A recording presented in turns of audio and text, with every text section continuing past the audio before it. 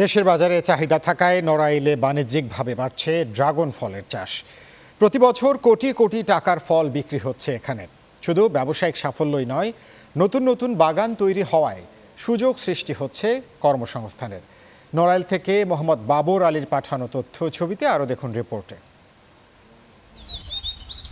২০২২ সালের শুরুতে কালিয়া উপজেলার মাউলী ইউনিয়নের ইসলামপুর গ্রামে ইটভাটা বন্ধ করে ড্রাগন বাগান করেন মারফুদুল হাসান পলাশ। বর্তমানে প্রায় ২৩ একর জমিতে রয়েছে প্রায় ৫৬,০০০ ড্রাগন গাছ। আকাশ থেকে দেখলে মনে হবে লাল সবুজের এক বিশাল সমুদ্র।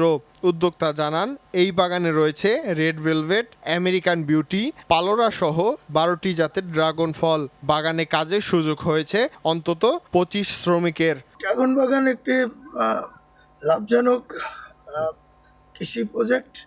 আমি প্রথম শুরু করছি, তো আমার দেখা যাচ্ছে ১ একর বাগানে আমার ৫ থেকে ৬ লক্ষ টাকা খরচ হলো। নিরাপদ খাদ্য উৎপাদনের জন্য যা কিছু প্রয়োজন, যেসব ক্রাইটেরিয়া আছে সেগুলি মেনটেন করে আমরা কাজ করি এখানে।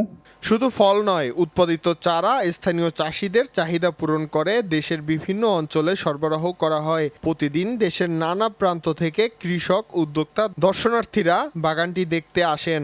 আমারও ইচ্ছা আছে যে আমি ওই ড্রাগনের চাষ করব। আমরা এখানে ২০ জনের মতন কাজ করি। ড্রাগন ফলকে বাজারজাতকরণ সহ কৃষকদের কারিগরি ট্রেনিং ও সরকারি সহায়তার আশ্বাস দিয়েছেন কালিয়া উপজেলার কৃষি কর্মকর্তা।